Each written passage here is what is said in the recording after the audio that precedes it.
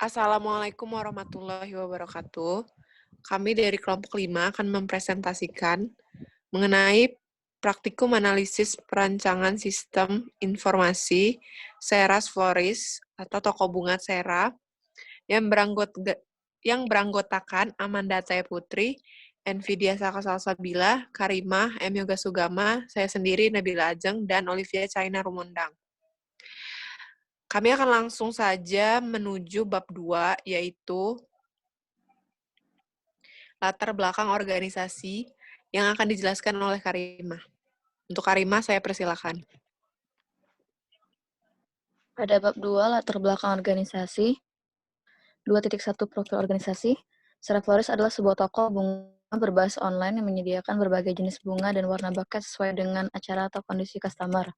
Lalu terdapat struktur organisasi, yaitu owner dengan tanggung jawab dan tugas mencari supplier, menentukan anggaran, melakukan kontrol secara keseluruhan, memajukan usaha, dan menyimpan transaksi keuangan. Lalu karyawan, tugas dan tanggung jawabnya yaitu melayani pelanggan, mengontrol pembayaran yang masuk, dan menjaga keamanan proses jual-beli. Selanjutnya, bab 3, analisa permasalahan. Domain permasalahannya setelah berikut adalah poin-poin permasalahan dalam Seras Floris, yaitu data. Floris pada umumnya menyimpan data-data penjualan dengan teknik manual. Sebenarnya ini hal yang sah saja, namun pemesanan bunga pada toko cukup banyak akan membuat pemupukan data dan akan menjadi tidak efektif bila pelanggan mengubah pesanannya. Sehingga dalam mencari data pemesanan sebelumnya akan sulit, apalagi dengan adanya pemupukan data ini. Dan apabila sistem masih dilakukan manual, banyak pelanggan akan melakukan pemesanan dengan macam variasi yang akan membuat karyawan kewalahan dalam melayani satu persatu.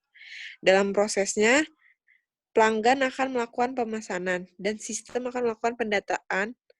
Dalam menu Floris, menyediakan data mengenai masing-masing bunga, seperti stoknya masih ada atau sudah habis. Juga apabila pelanggan mengubah pesanannya seperti menambah bunga pada rangkaian, atau mengurangi jumlah bunga pada rangkaiannya sebelum tanggal pengiriman. Sistem akan melakukan update pada datanya.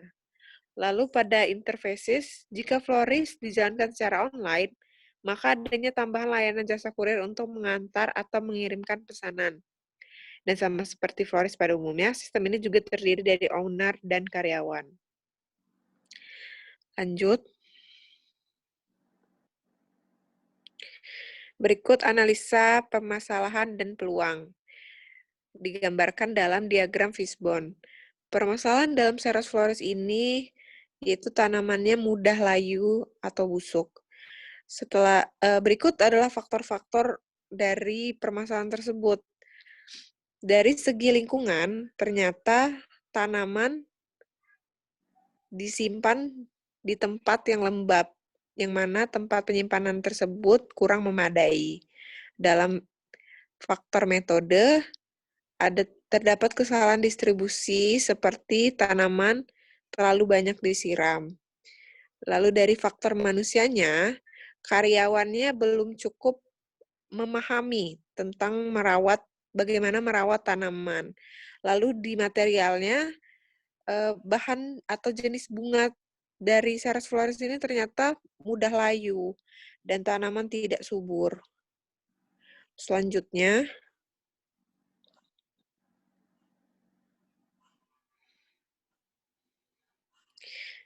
ada analisis proses bisnis.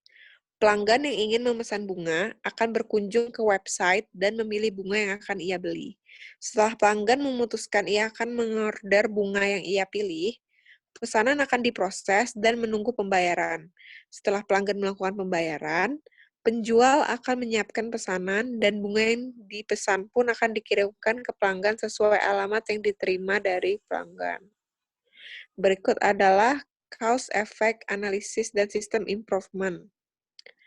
Dalam problem or opportunity-nya, pertama ada akurasi dalam pencatatan pemesanan bunga kurang baik. Kasus dan efeknya, pencatatan dilakukan secara manual oleh staf pada setiap pemesanan, atau pelanggan yang datang dan memesan bunga. Yang kedua, pencatatan dilakukan pada kertas not. Setelah itu, staf akan mengantarkan pesanan bunga tersebut kepada kasir dan kasir akan meneruskan pesanan menu tersebut ke bagian yang merangkai bunga. Objektif. Yang ketiga, ketika bunga yang dipesan telah siap, staf akan mengantarkan pesanan bunga ke pemesanan atau pembeli dan mengecek apakah bunga yang dipesan telah benar. Yang keempat, sistem yang digunakan memerlukan tenaga kerja yang ekstra. Objektif. Pertama, meningkatkan efisiensi sistem dalam pencatatan bunga pemesanan dari pembeli. Yang kedua, peningkatan reliability dan keamanan data dengan penyimpanan dalam suatu database dan sistem backup data. Yang ketiga, minimalisasi faktor human error yang dapat terjadi di saat entry data. Yang keempat, mengurangi jumlah penggunaan data berbentuk hard copy laporan atau kertas formulir dengan paperless. Lalu, constraint-nya, pertama, sistem baru yang dikembangkan harus tetap sesuai dengan kebijakan yang berlaku.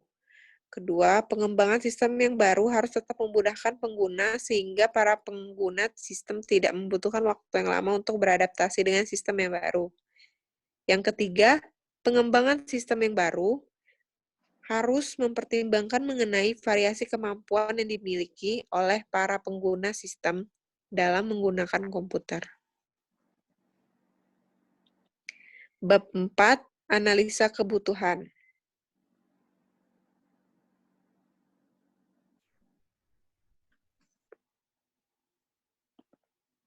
Bab ini akan dijelaskan oleh Envidia Saka Salsabila. Oke, jadi saya akan menjelaskan bab 4, analisa kebutuhan. Yang pertama adalah kebutuhan fungsional, yaitu sistem mampu melihat data pelanggan, sistem mampu untuk menampung banyak pesanan dalam satu waktu, sistem mampu melihat detail laporan penjualan dan bukti pembayaran, sistem mampu menangani jumlah bayar dan mencatatnya, dan mampu menyediakan layanan transaksi. Yang kedua adalah fungsional, non-fungsional. Kebutuhan non-fungsional yaitu pertama performance, sistem dapat menyelesaikan permasalahan lebih cepat sehingga waktu lebih efisien. Dan yang kedua information, data yang ada harus saling terintegrasi atau saling terhubung dan harus akurat dan konsisten. Dan yang berikutnya adalah kontrol, membuat riwayat pendataan setiap transaksi yang terjadi dan membuat recovery data dengan cepat. Yang keenam adalah efisiensi, mengurangi waktu yang diperlukan untuk mencatat dan mendata pesanan. Yang ketujuh, service, memberikan data yang lengkap dan akurat kepada user. Dan selanjutnya,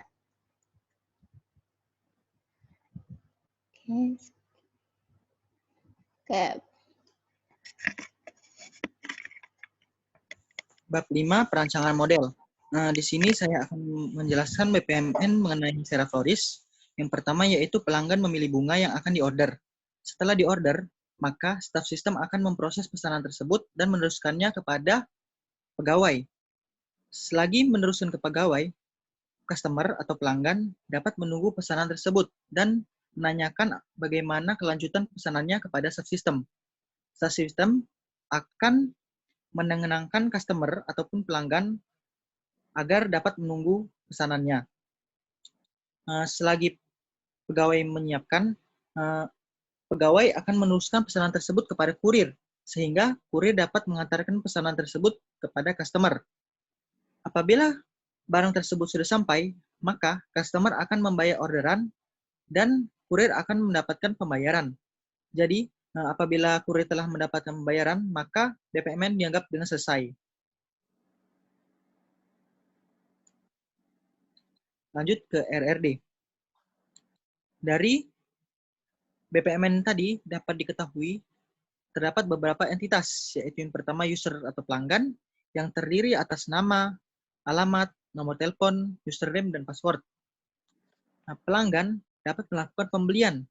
Pembelian terdiri atas beberapa macam isinya, yaitu pertama ID pelanggan, yang kedua itu bunga yang akan dibeli, yang ketiga jumlahnya, harga, dan tanggal beli.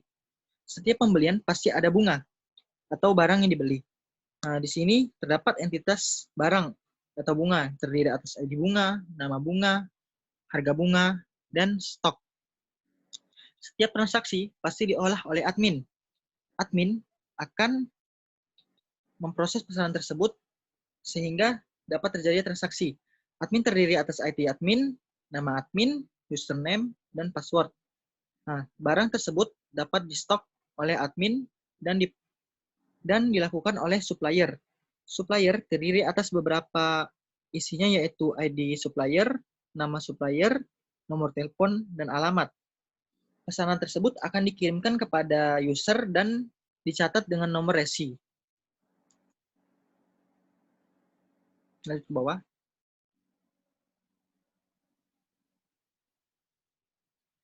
Analisa keputusan. Nah, di sini kami menggunakan kandidat sistem matriks yang terdiri atas beberapa kandidat. Yang pertama dengan karakteristik bagian komputer yang terkomputerisasi. Nah, kandidat pertama yaitu proses pemesanan dan pembelian. Kandidat kedua laporan penghasilan penjualan. Kandidat ketiga proses perangkaian dan pembuatan. Yang kedua yaitu karakteristik keuntungan. Berisi tentang benefit dari bisnis yang telah direalisasikan. Kandidat pertama yaitu sistem mampu meningkatkan kinerja dari user, menginput data dengan cepat, dan menghitung pembayaran bisa menggunakan kartu debit, kredit, ataupun cash. Kandidat kedua yaitu sistem meningkatkan kinerja dari user, mengurangi kemungkinan human error, dan pemesanan pelanggan lebih cepat. Lanjut ke bawah. Perangkat lunak yang digunakan. Menggunakan perangkat lunak Linux, Windows, Outlook, Publisher. Bawah.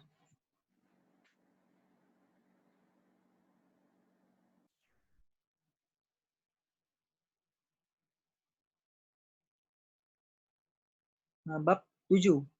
Data flow diagram.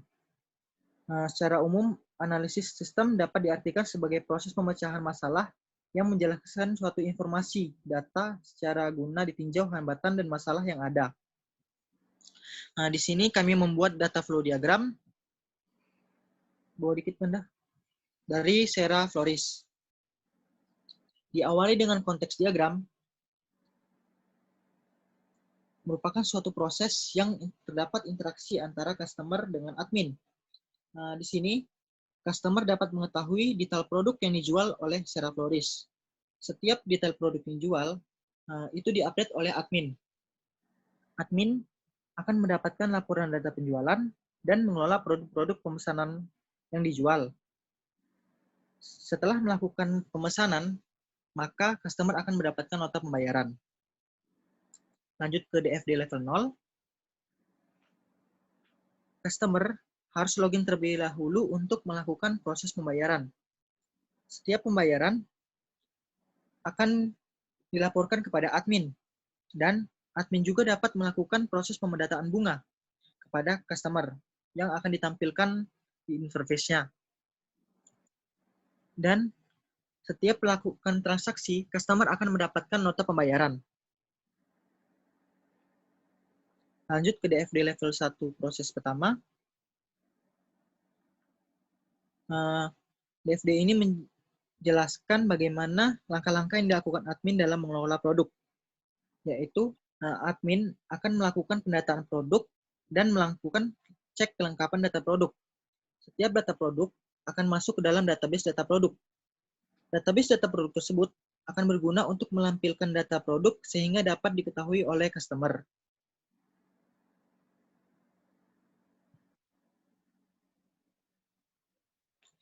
Nah, di sini DFD level 1 proses kedua yaitu menjelaskan mengenai customer dapat memilih produk yang telah diinputkan oleh admin, dan apabila ingin melakukan pemesanan, maka data pemesanan tersebut masuk ke dalam database pemesanan. Di dalam database pemesanan akan menampilkan nilai total pemesanan yang akan ditampilkan ke customer. Setiap pemesanan akan dibuat laporan data penjualan yang akan diteruskan ke admin. DFD level 1 proses ketiga menjelaskan bagaimana yang dilakukan oleh customer dan yang didapatkan oleh admin. Yang pertama yaitu customer melakukan login, yang kedua yaitu menginput data transaksi, dan akan diteruskan oleh ke admin, yaitu berupa laporan data transaksi. Setiap transaksi akan balik ke customer dengan berbentuk nota transaksi. Nah, selanjutnya DFD level 2, yaitu menjelaskan bagaimana interaksi yang dilakukan oleh admin dalam menginput data. Nah, admin di sini dapat menginsert data produk dan mengecek kelengkapan data produk. Setiap data produk tersebut akan masuk dalam database data produk. Selanjutnya, admin juga dapat mengupdate data produk. Data produk tersebut juga akan diupdate di dalam database data produk. Selain itu, admin juga dapat mendelete data produk tersebut dan akan mempengaruhi database data produk juga. Nah, database data produk tersebut akan ditampilkan kepada customer sehingga terbentuklah interface kepada customer.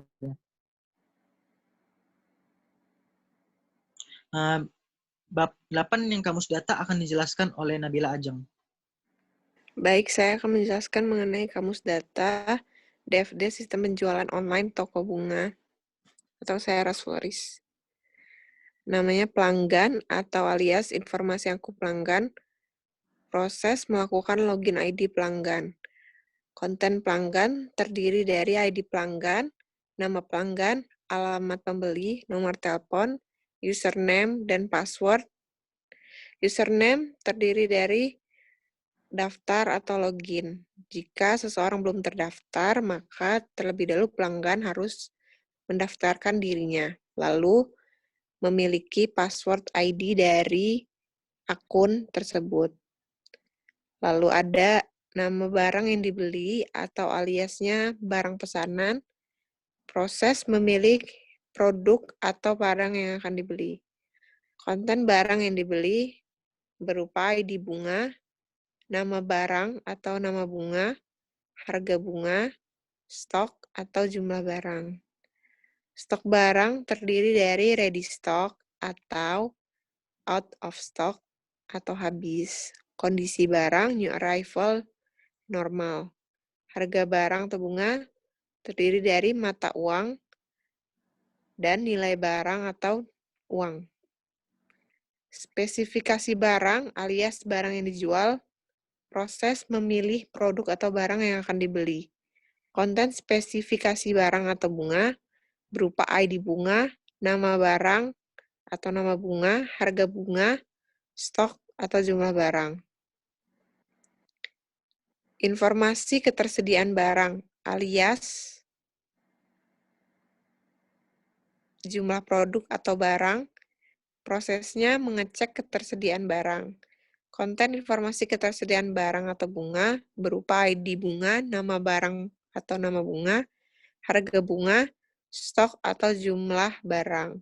Stok barang bisa berupa ready stock atau out of stock. Jika barang out of stock, maka suplai produk atau barang alias pasokan produk atau barang, prosesnya menyetok barang yang sudah habis. Konten suplai produk atau barang berupa ID supplier, ID bunga, plus nama supplier, alamat, dan nomor telepon. Pembelian alias pesanan, proses informasi produk barang yang dipesan, konten pembelian berupa ID pembelian, ID pelanggan, ID bunga, tanggal pembelian, jumlah pembelian, dan harga. Harga merupakan mata uang dan nilai barang atau uang. Nama informasi pembayaran alias pembayaran, prosesnya melakukan transaksi pembayaran. Konten informasi pembayaran terdiri dari ID pembayaran, ID pembelian, ID pelanggan, dan total harga. Total harga itu merupakan jumlah pembelian ditambah harga. Laporan data penjualan alias data pemesanan yang prosesnya memberikan informasi mengenai data penjualan. Konten dalam laporan data penjualan ini berupa ID admin, ID pelanggan, ID barang, ID pembelian, dan ID pembayaran. Informasi barang yang akan dikirim atau alias barang pesanan, prosesnya memberikan informasi mengenai barang yang akan dikirim. Konten barang yang akan dikirim yaitu nama barang, jumlah barang, dan nomor resi pengiriman. Nomor resi pengiriman ini terdiri dari nama pelanggan, alamat tujuan, nomor telepon pelanggan, tanggal pengiriman, isi paket, status pengiriman, dan ongkos kirim. Informasi ini didapat dari nomor resi pengiriman tersebut. Selanjutnya, bab 9, normalisasi data,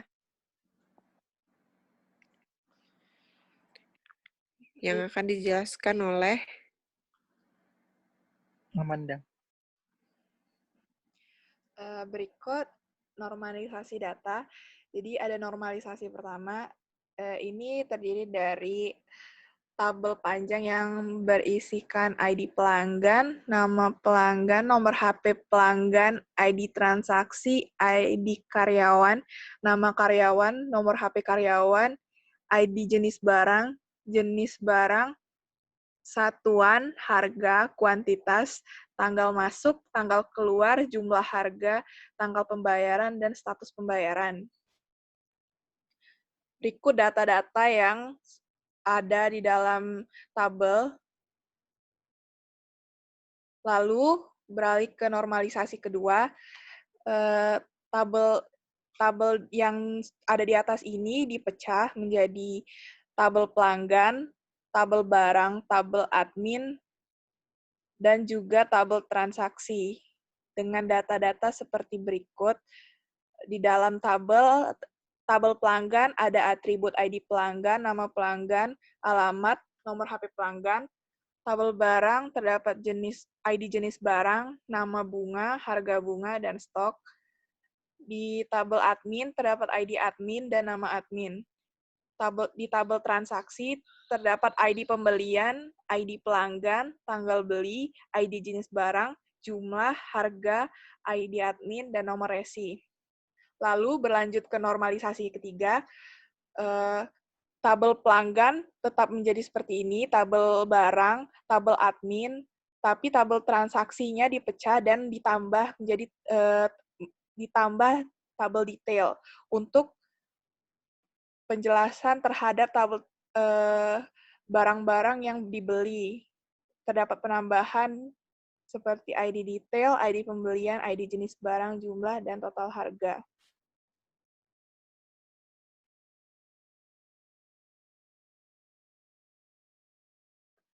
selanjutnya bab 10, basis data MySQL, yang akan dijelaskan oleh NVIDIA. Saya akan menjelaskan basis data MySQL. Pertama adalah membuat query dan mengatur primary key menggunakan command alter table, dan yang kedua dan ini tabel admin, dan yang ketiga ada tabel barang, dan yang keempat mana boleh scroll. Dan yang keempat adalah ada tabel detail dan ada tabel pelanggan juga. Dan yang terakhir adalah berikutnya tabel transaksi dan terakhir dan pertama adalah memasukkan data di setiap tabel, yaitu tabel pelanggan, tabel barang, tabel admin, tabel transaksi, dan tabel detail. Dan setelah itu untuk mengecek tabel menggunakan command select bintang table dan nama tabel. Oke, sekian dari saya.